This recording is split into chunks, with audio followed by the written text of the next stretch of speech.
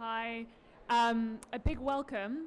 My name is Stephanie Edwards. I'm part of the UK's COP26 presidency team, where I lead on our clean technologies work. And it's really delighted to welcome you all to the UK Pavilion today for the panel, which is all about how countries can replicate the world's greatest successes in low carbon transitions. And the discussion today is going to be centered around a new report from the Economics of Energy Innovation and System Transition Project, which draws on the best real-world examples we have to recommend 10 principles for successful policy making on low-carbon transitions. And I think that's a really fitting theme for the moment we all find ourselves in internationally, where the moral and economic case for climate action has never been higher, and where we know there is no time to lose. And by some estimates, we need to go 5 times faster in our decarbonisation efforts this decade than we have in the last decade alone. So I'm really pleased that we have a great panel who really live up to that title. We're joined today by Chris Skidmore, MP, who I'll hand over to shortly for opening remarks. So at the request of the UK Prime Minister, Chris is leading a review on the UK's climate change policies, and the review is developing recommendations about how the UK's legally binding net zero target can be met while also maximising growth, increasing energy security, and taking steps in a way that is affordable to consumers and businesses. Before this role, Chris was a Minister of State jointly at the Department for Education and the Department for Business, Energy and Industrial Strategy in the UK, and signed actually into law the UK's own net zero target, and at the time was the first major economy to do so. We'll then pass over to a presentation from Simon Sharp and hear from a range of other speakers as well from across the world. So without further ado, I'll hand over to Chris to tell us a bit more about the UK's net zero review. Thank you.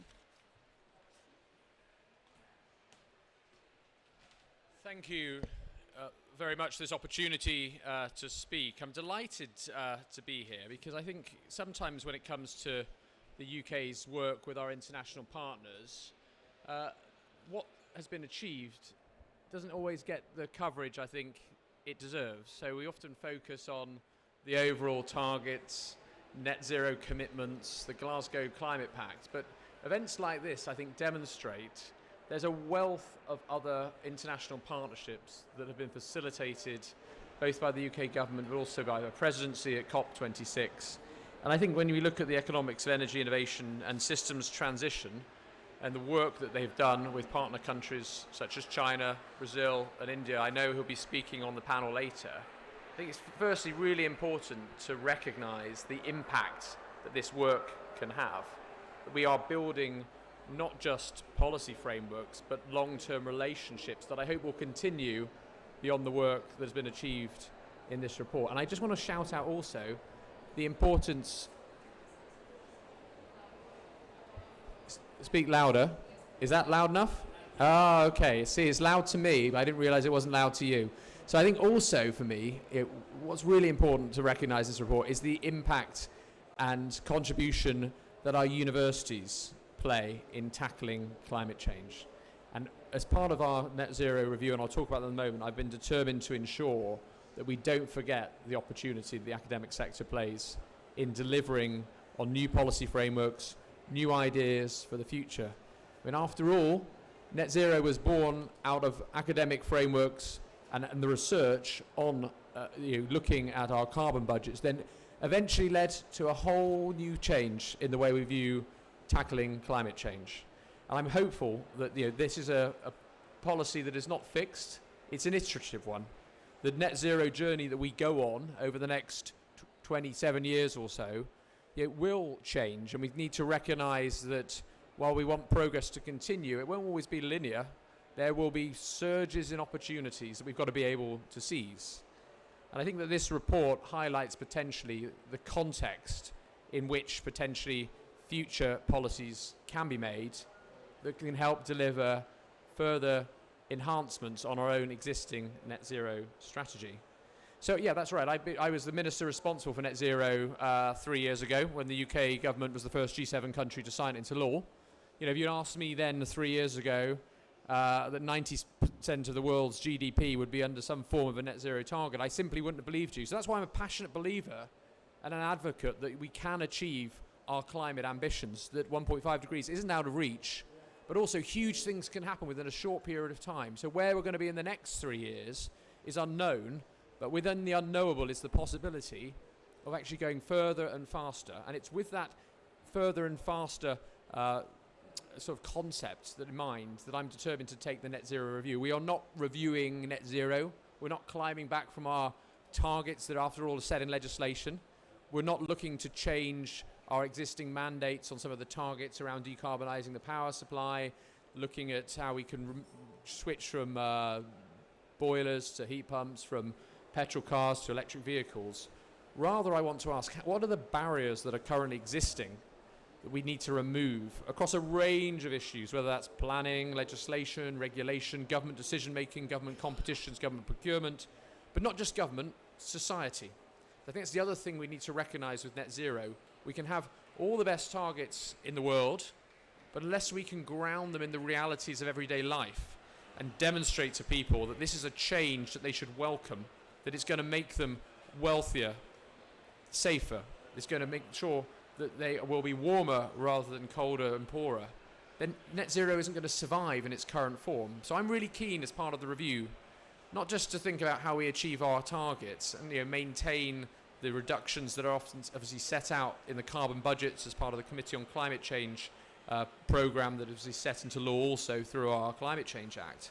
But alongside that, how can we create future policies that are going to engage local populations? How are we going to create future frameworks that are going to provide the stability for private investment to flow both into the UK but also internationally? How are we going to provide the opportunity for future international partnerships to enhance and deepen collaboration on new technologies, on looking at sort of the natural environment and biodiversity? How can we partner to overall deliver the outcomes we need? And I think that's what we also need to reflect on, and what I think this report that was launched back in Pittsburgh in September really demonstrates, that if you want an outcomes-based solution, you need to think closely about the context of the decision points that you are making and how those decisions are made. The net zero journey over the next 27 years or so will involve billions of decisions. Some of those decision makers, you will be CEOs of private companies. Delighted, we have the CEO of SSE here with us today. But some of those decision makers will be individual householders. They will be thinking about how can they lag their loft with insulation, how can they maybe put a solar panel on their roof, how can they get that electric vehicle car. And so we need to work closely with individuals but also communities to understand where are the policies that can have the greatest outcome. We often think too much about outputs, and with that comes the potential for reflecting in those outputs our own individual biases. And I'm impressed with the report, picking up the context, as policymakers, how can we ensure that the decisions we make for the future don't compromise our ability to be able to deliver on, after all, what we need to achieve, which is net carbon dioxide emissions. The risk with net zero is often people see in net zero what they want to see. They see opportunities that they think are their opportunities, and just because that's what one person thinks isn't necessarily what another community will feel. And so it's really important if we're going to succeed on this net zero journey that we work closely in identifying both the barriers with any new policies, the frameworks by which we can make successful decisions. And I think the report here, the 10 principles of policy making that has been delivered as part of this collaborative opportunity, is not just a UK project, it is an international project. I said really grateful for the Brazil, China and India being working together to identify what we have in common, where are those shared opportunities to work together, but also where is there differentiation and how can we make sure that we reflect that local context in all the decisions we take forward for the future. That is very much in line with the theme of what we're thinking about for the net zero review. We've gone around the whole of the UK. I've held about nearly 40 roundtables. We've received about 1,800 written pieces of evidence. We're determined to produce a report that won't row back on net zero, but will seek to double down on net zero. But we'll seek to double down on net zero by setting out an effective implementation and delivery strategy for the United Kingdom, and one in which we can recognise the United Kingdom's place in working with our partner countries internationally in order to have as big an impact as possible for the future. With that, I'm going to now hand over, I think, to Simon Sharp. So obviously Simon has done an enormous amount of work on this. I'm delighted he's here, and Simon, I'm going to hand over to you. Thank you.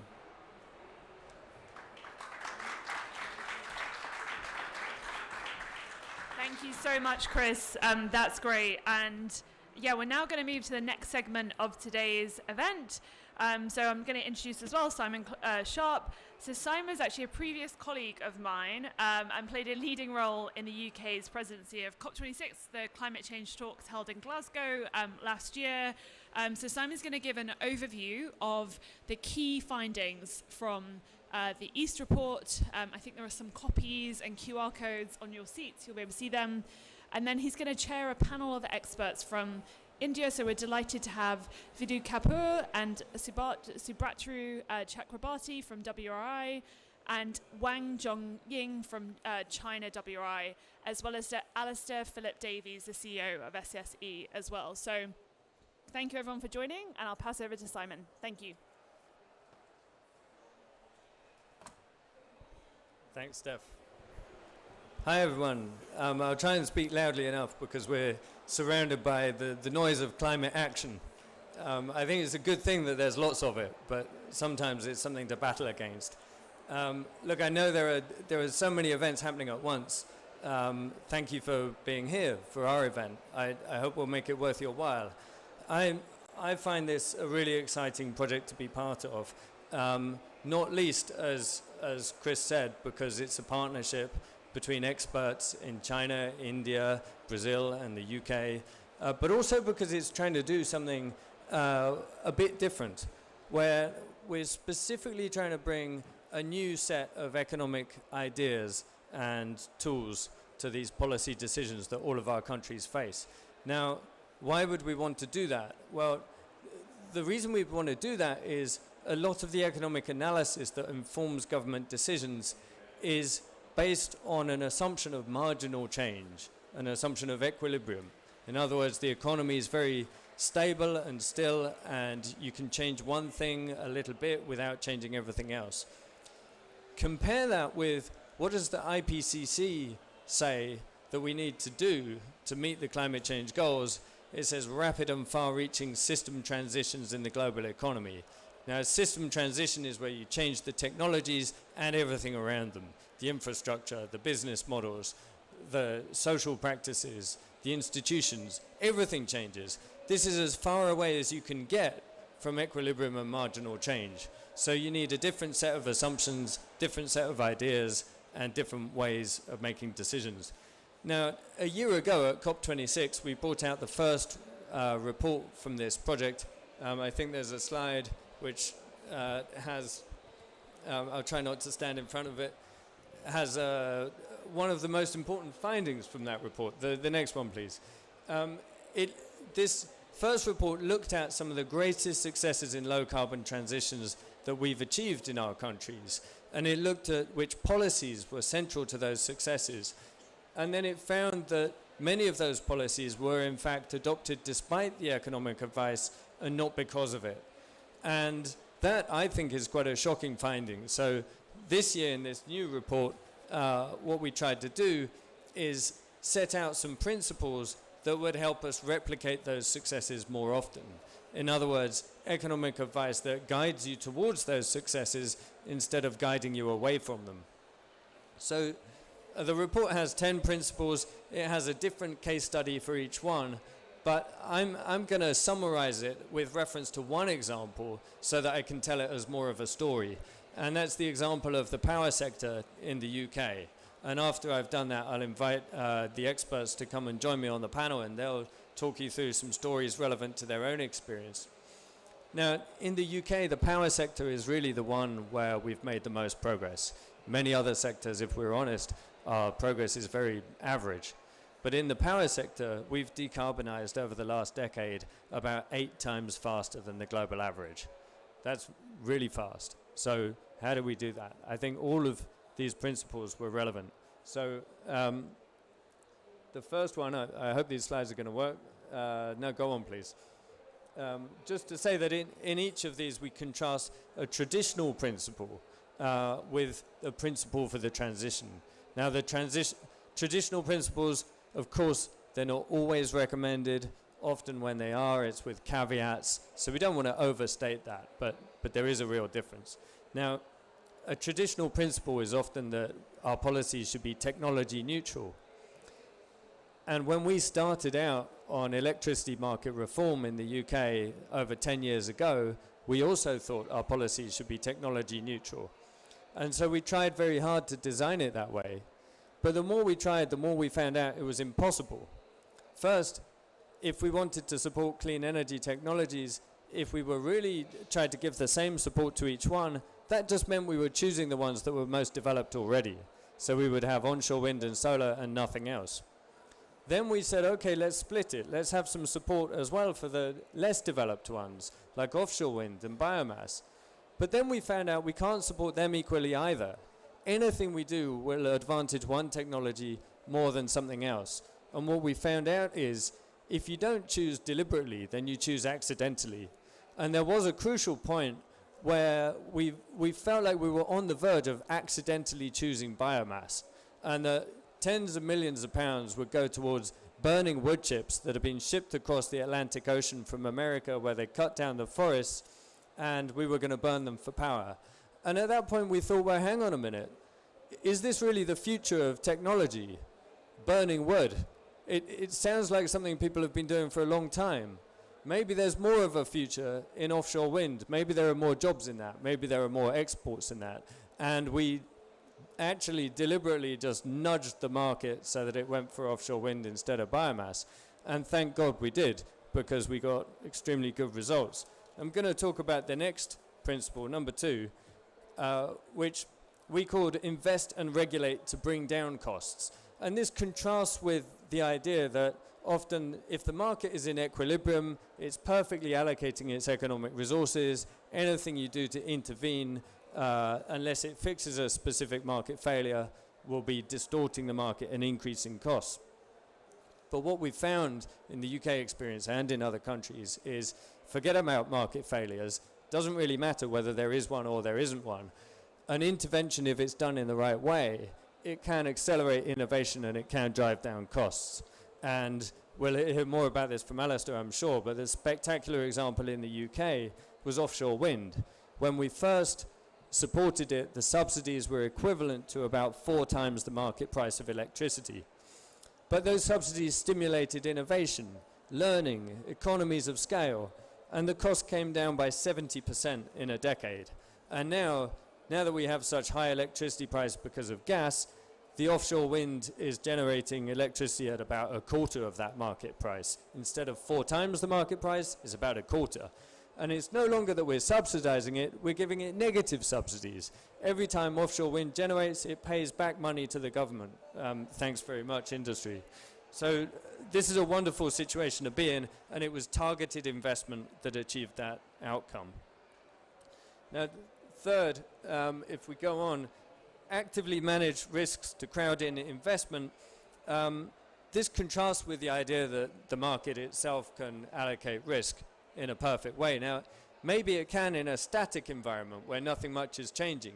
But when you've got non-marginal change, structural change in the economy, actually there's no such thing as an optimal allocation. There are just different places of allocating finance. And again, to mention offshore wind, these negative subsidy tools, well, why do they work? Why would a negative subsidy policy instrument help? But it does help. It helps because it gives stability, it gives a guarantee of income, and it helps reduce the cost of capital. And it's because of policies like this that whereas at the beginning it was venture capitalists, all kinds of high-risk niche capital investing in offshore wind, now it's the pension funds. It's the lowest risk, lowest return form of finance helping to give us cheap offshore wind.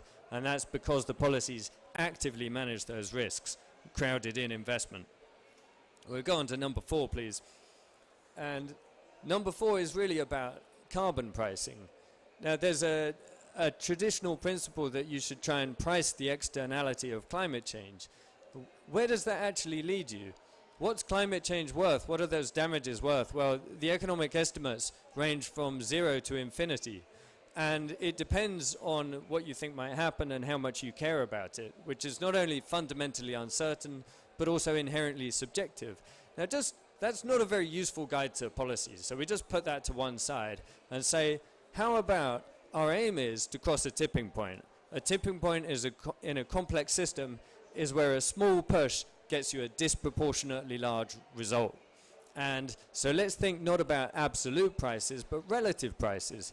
How do we make one thing cheaper than something else? And what happened in our power sector was where renewables were growing really, really fast, they were shrinking the space for the fossils to operate.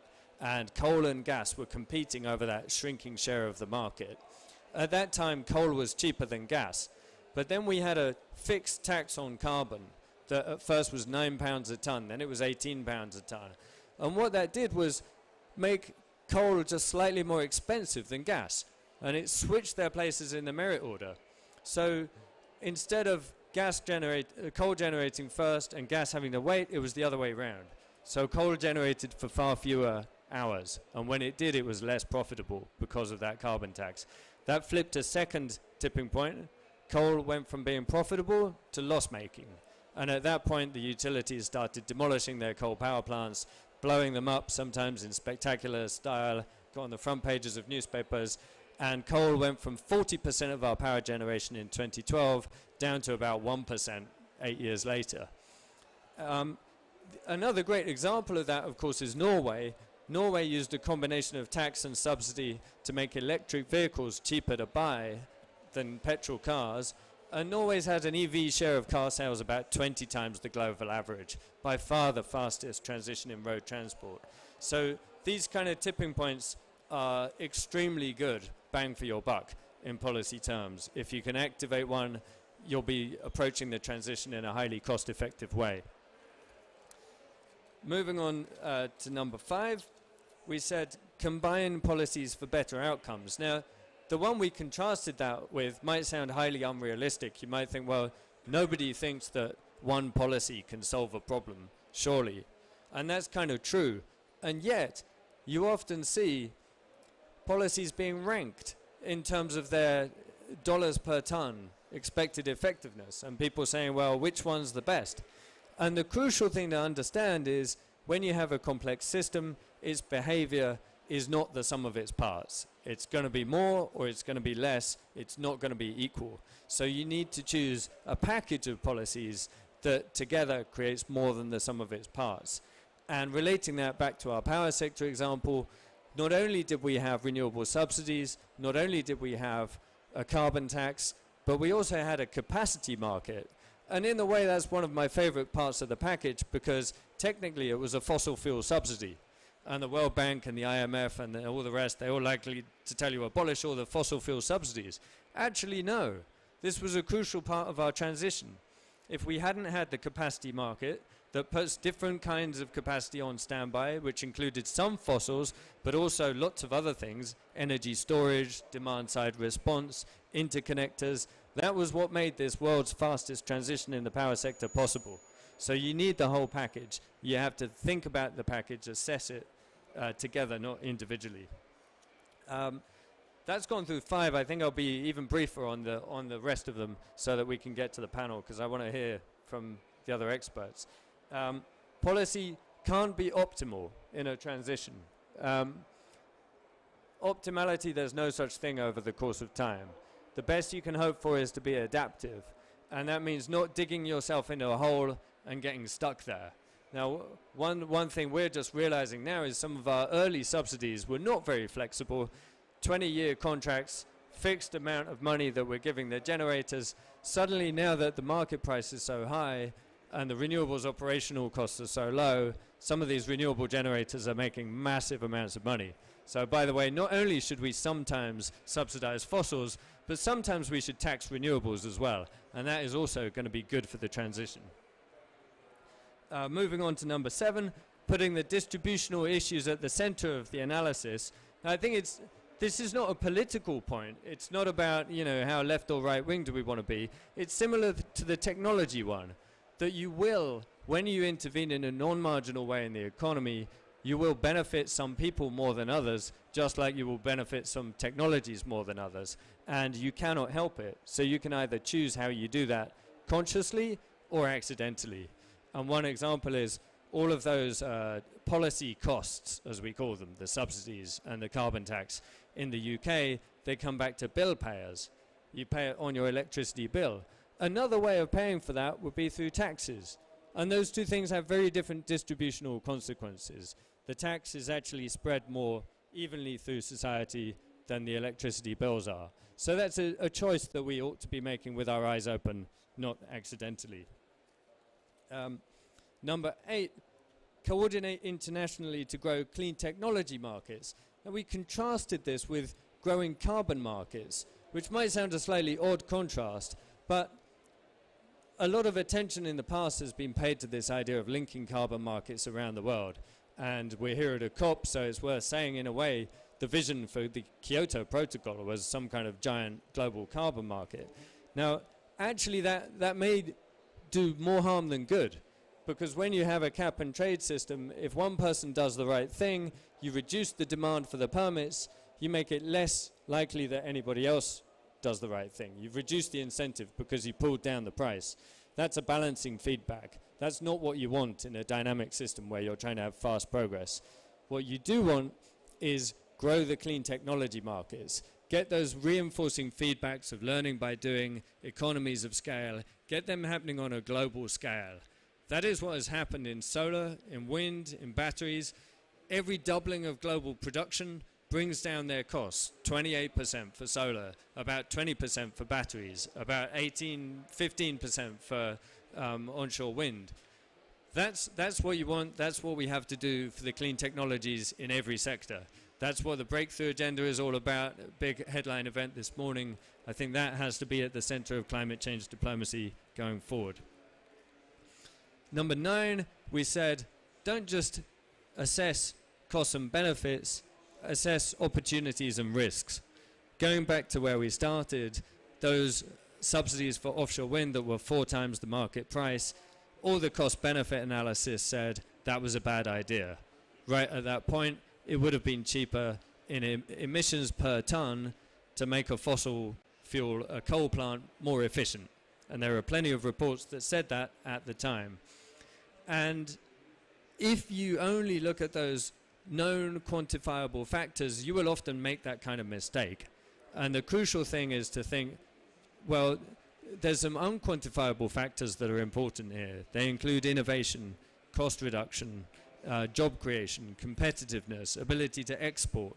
And you have to look seriously at those things if you want to make a good decision. So it means taking very seriously the unquantifiable knowledge that is out there and looking not just at outcomes at static points in time, but looking at the processes of change in the economy, the feedback effects. The final one we'll end with is knowing your biases. And the point of this is to say that models are not neutral. When you build an economic model, you have to make lots of choices about its structure, about its input variables. And there's no correct answer for those things. They all involve judgment and they all involve choice. And if you want to make a well-informed decision, you have to know what's in your model, and you also have to know what's outside your model. And I remember about 6 years ago looking at future scenarios of the UK power sector, and the analysis from those scenarios, that modeling exercise, was telling us the cheapest thing to do will build lots and lots of new nuclear plants. And the most expensive thing to do would be to build lots of offshore wind.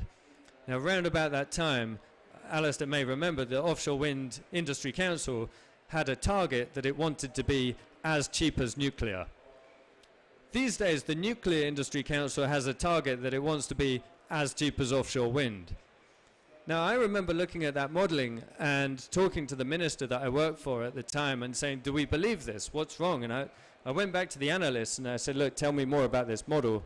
And I found out that what was not in the model was smart systems. It had no batteries, no demand-side response, none of that stuff. We hadn't had it around for long enough to be able to put it in the model. And yet, Did that mean we thought smart systems didn't exist? Did it mean we didn't think they'd be significant in 2030 or 2050? Of course not. There was expert knowledge on that in the department. And so being aware of what was in and out of the model, understanding those biases that were built into the model was hugely important to making the right kind of policy choices. So I'll wrap up there, and I'll invite our experts to come up and join me on the panel. Really pleased to introduce Professor Wang Zhongying. He's the Director General of the Energy Research Institute of the National Development and Reform Commission in China. He's an expert in energy policy and strategy and modeling. Please, any chair you like. We'll also invite Vidhu Kapoor, Research Associate at TERI, India's best-known climate and energy think tank. Also from India, Subrata Chakrabarti from the World Resources Institute. He's a senior manager with the climate program who works on informing long-term decarbonization and development strategies. And also Alistair Phillips-Davies, thank you very much for joining us. He's the CEO of SSE, which is a multinational energy company headquartered in Scotland. And I think I'm right in saying that right now it's building more offshore wind energy than any other company in the world. Is that correct, Alistair? Good. So, an amazing panel. Thank you for joining me. I'm going to switch to this one. Is this one working? It's not, is it? Is it working? Yeah? Is it working? Okay, that's it. So, what I'm going to invite panelists to do is reflect on some of their own experiences from their countries, and in Alistair's case, his industry, and talk about how the principles in this report were relevant to those experiences. Now, Professor Wang, I'd like to invite you to speak first, and you might like to tell us about China's experience with zero-emission vehicles. Thank you. Thank you. I introduce China experience based on the 10. Quite. Okay. Sorry. Based on the 10 principles, I gave the introduction about the China new energy vehicles development policies and experience.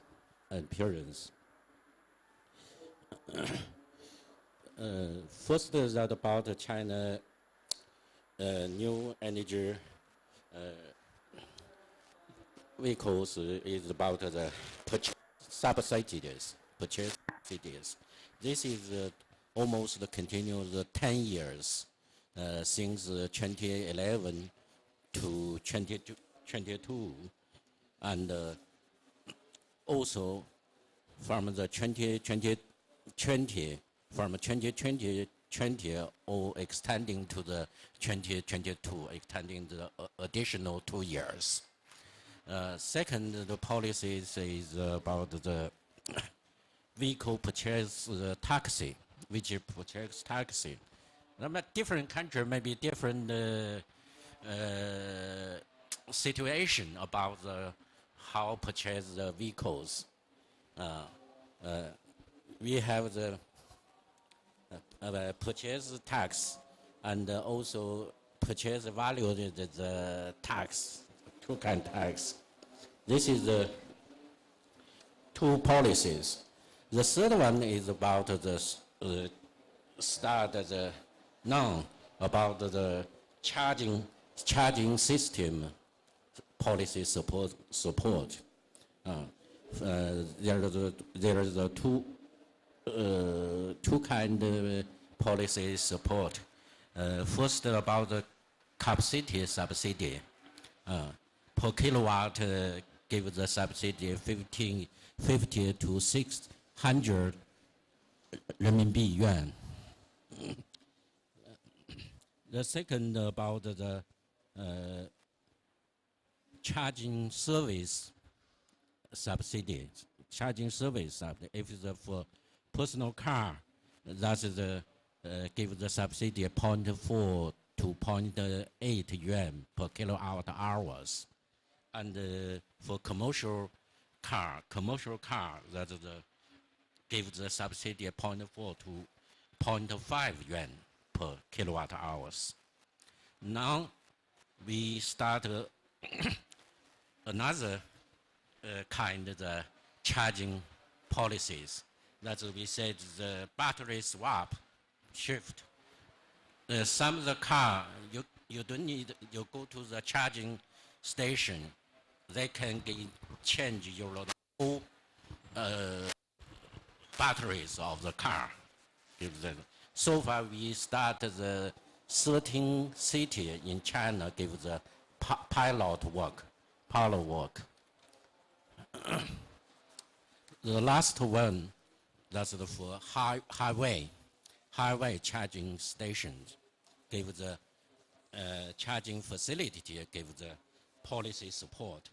That's from our how to say, transportation ministry, energy administration, and also our two big grid companies, national grid company and southern grid company, another two big companies.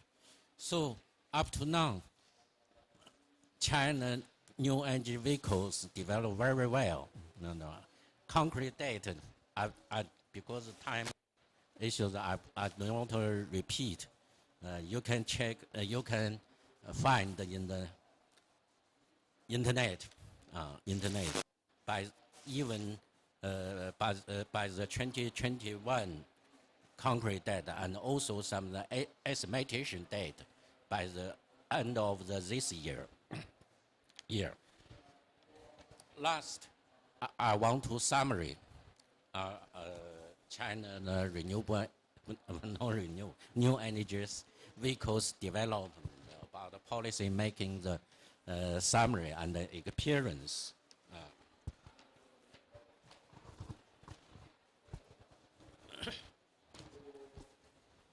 Firstly, our policy making is very early.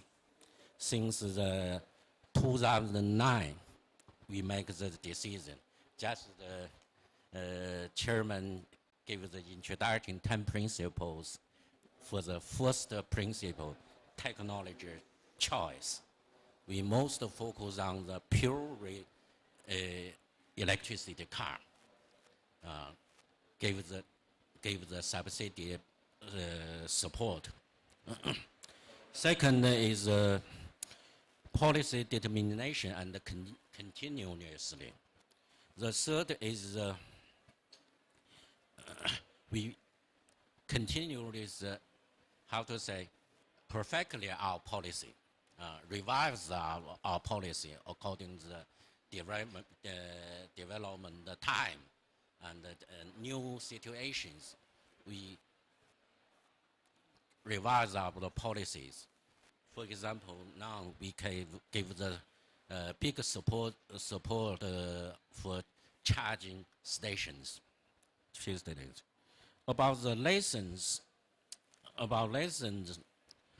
I think maybe that the coupling between the upstream and the downstream of the industrial chain is not high organically connection each others.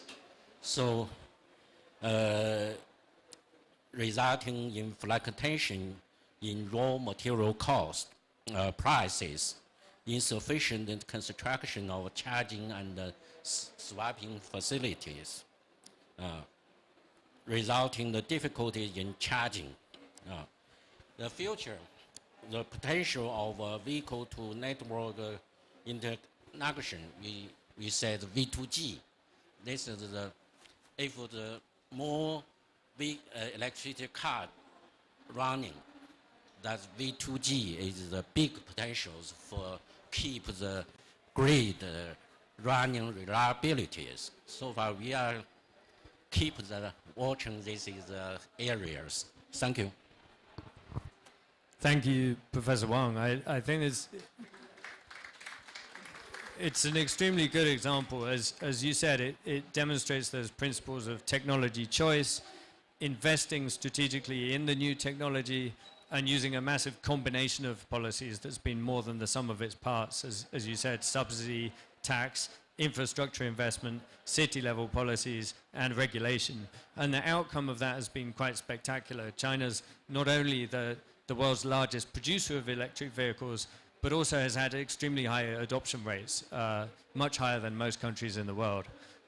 So thank you very much. I'm going to move on to Vidhu, and you're going to talk about industry, and I think with reference to an extremely successful experience to do with highly efficient lighting.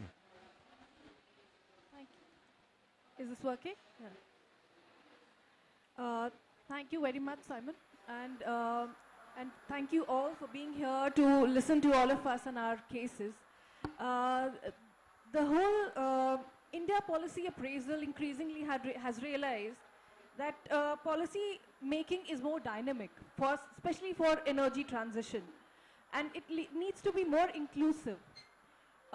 Inclusive of stakeholders and also of the situations that the policy faces year and year on with its implementation. Thus, I would say that it is a complex process. The policy making is a complex process, and it requires implementation structures which will facilitate feedbacks into the policy making. One of such example, a very successful one though, is the LED case study for India, and how the demand aggregation eventually led to the creation of market for LED markets in India.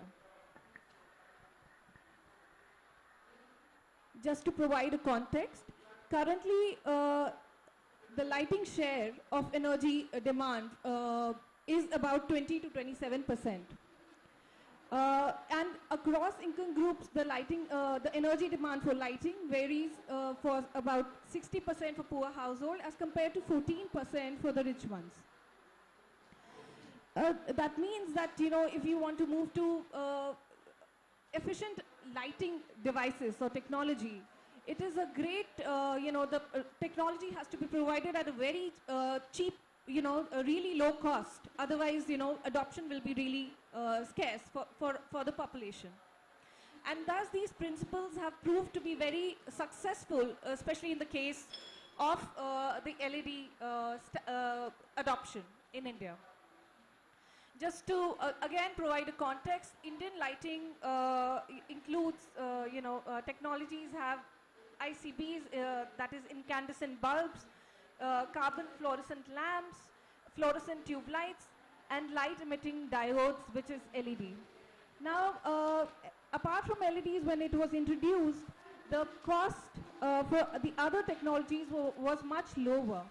And thus, adoption was a big barrier. The cost of LEDs itself was a big barrier in its adoption. Now, one of the principles said that government intervention may lead to increase in cost, while if you assess your risk and opportunities wisely and correctly, you will be able to get to the right policy which will facilitate demand of the technology itself. And this has been that case where, various government initiatives, especially one of the national initiative, Ujala, to promote LED technology, proved to be really successful in creating demand and thus lowering the cost of LEDs. Now, this was not just, this was also facilitated by cooperation, the technology advancement that we had in our country, China, with, low-cost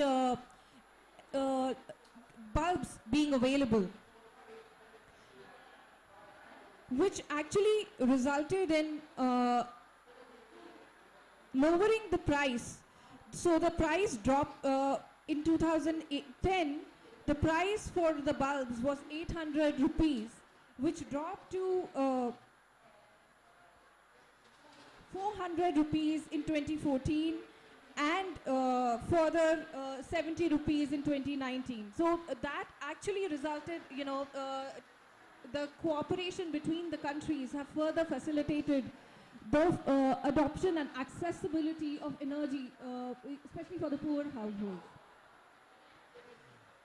This could have only been possible, with the risk and opportunity assessment. Had it been with the traditional cost benefit analysis, probably India would never have gone ahead with the LED bulb as the technology for the nation.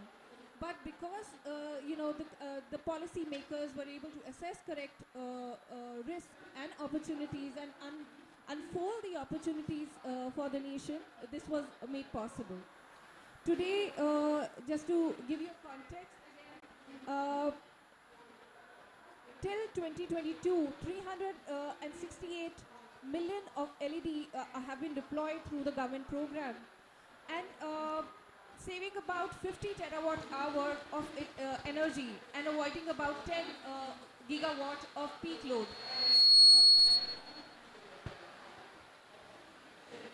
This also had a rebound effect of over about 40 million ton of carbon dioxide reduction and 2.5 billion ton of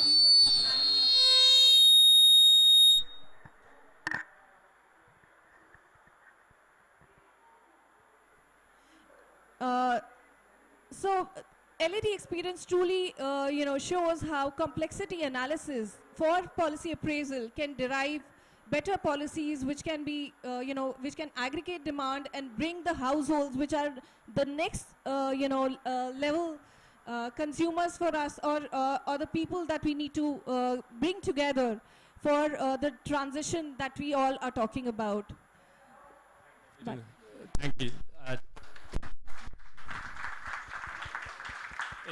It well deserves a clap. It's a really spectacular success, and it's not as well known as some of the others, like solar power and wind and all the rest of it. But I think what you talked about was a cost reduction of about 90% over a short period of time, brought about by a massive public procurement program that was really quite visionary, and not only brought down costs, not only cut emissions, but also brought lighting to millions of households for the first time. So it's a spectacular success. Subrata, I'm going to ask you to be fairly brief in just relating that to a second example from India. Make sure we've got time to come to Alistair before a close. The pavilion packs everything in quite tightly. Over to you. Thanks. Thanks, Simon, and thanks for having me here. And I'm mindful of time because the clock is right here in front of me. So let me be very brief. Vidhu just now talked about a success. We are hoping that we will be able to replicate this success with our recent electric bus auction that happened, right? So this electric bus option this is basically a tender that has been floated by Convergys Energy Service Limited, and it is basically based on gross cost contract, right? Where basically an operator is paid a specific amount of sum for a specified period, and that too for a specified service, right? And because of this particular tender and this model of tendering, the price that has been discovered for more than 5,000 electric buses in India, we have seen the reduced cost of almost 27% as compared to the CNG buses, and 27% as compared to the diesel buses, and 25% as compared to the CNG buses, right? So I see that this kind of new way of sort of auctioning really relates to the principle where we are talking about designing policies that can bring down the cost. I also have one more example where we are basically talking about mixing the policies to see a greater impact. We very recently did a study where we wanted to understand the urban mitigation potential for India through modeling studies. And what we found is when we just combine the urban policy levers for buildings and transport, we achieved an emission reduction of merely 5%. as compared to the business as usual scenario, right? But when we drew the forward and backward linkages with the industries, with the electricity sector, we saw that this difference went up to 25%, right? So it basically, it's basically highlights or underscores the fact that, it is important to design policies in such a way that, the outcome is massive. And, the deep decarbonization that India is looking at will be effective if we go beyond, the sectoral analysis and draw linkages with other sectors. Thank you.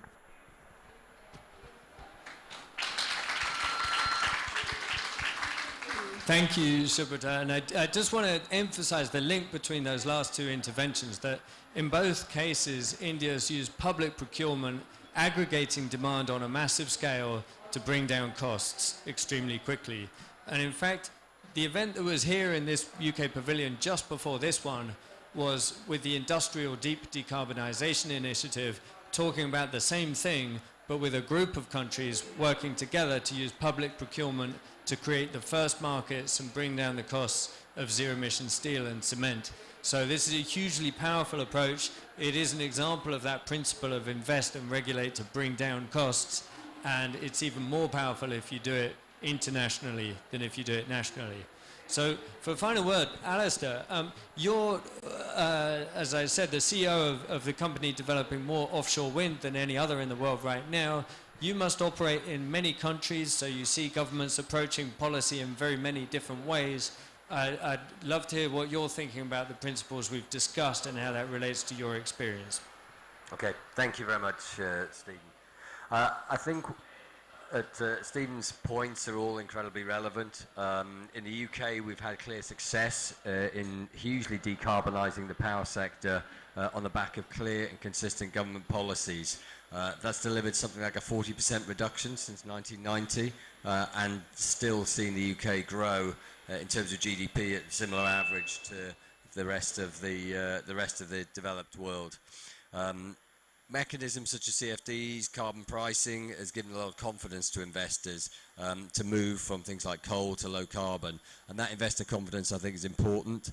The only area of obviously 10 very important ones that Stephen set out where I would issue a word of caution is on that assertion of renewables having a windfall. I think we've yet to see that in many places. Many renewables are sold forward into the market, and therefore hedges have been done at very what people would consider very normal prices. Also, the intermittency and some of the issues with projects as well have given significant issues. So, just a word of caution there, and particularly changing the rules partway through when people aren't actually certain that a windfall's been seen yet. Can be very damaging to investor confidence. We've done a number of reports on that, and small increases in the cost of capital can be hugely damaging.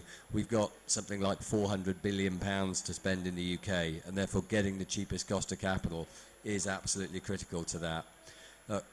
As a company, we've generally been in the UK and Ireland. We do have operations now in Europe and offices over in the US and a business in Japan, but I'll probably stick to the big areas where we've seen success. As a company, we've powered past coal. I think you made the points very well there about how carbon pricing, we've closed or exited the 3 coal plants that we had in the UK. Our overall carbon reduction since 2006 down from about 26 million tonnes a year to less than 7 million tonnes last year, and we're targeting getting down to a bit over 2 million tonnes by the end of this decade, and all of that is driven by the policies, one, that governments have put in place and that we expect to be carried on throughout this decade. I think for us, if you look at the real successes of that, what that means is we've got a £12.5 billion programme to invest in green and renewable infrastructure, principally in the UK and some overseas, out to 2026. We've recently confirmed that we expect to be spending in excess of £25 billion on infrastructure over this decade. That for us is also leading to increases in jobs of close to 10% a year in terms of the growth within our workforce alone. Generally, any job within our company creates 4 to 5 others in other parts of the economy. And I think all that is incredibly positive. So as we address near-term challenges, we mustn't lose sight of what has delivered success to date, and policy certainty low-cost financing, and investor confidence in terms of equity has all been important. We can see, the derailment that can give, that even some of the conversations about price caps and windfall taxes have seen our share price drop and literally put up our cost of capital. The UK's Committee on Climate Change, when they talk about that 400 billion, we did some additional work and modelling. My final point with LCP, for every 100 basis points or 1% increase in the cost of capital, they estimate that's a £50 billion increase in the UK's journey to net zero. And so that investor confidence piece, I would say, is hugely important. The key thing for me is many of the things that Stephen set out has driven the success story at SSE, has driven our future desire to invest billions of pounds more in the economy and see those huge reductions, as I said, that we've already delivered and that we intend delivering over the balance of this decade in terms of our carbon emissions. Thanks, Alistair. Really appreciate the leading role that your business has been playing, and what you said just reminds us of the scale of some of those bets that you have to take. And that's why it makes such a difference how government policy is designed. And I think we also ought to thank you for sponsoring this pavilion, which has helped us have just about enough sound insulation to have this discussion. So we're bang on, it's 2:15. I'm really grateful to all of you for joining me, everybody here for being part of this 1 hour at COP27. I hope it's left you with some ideas and some optimism. Thanks very much.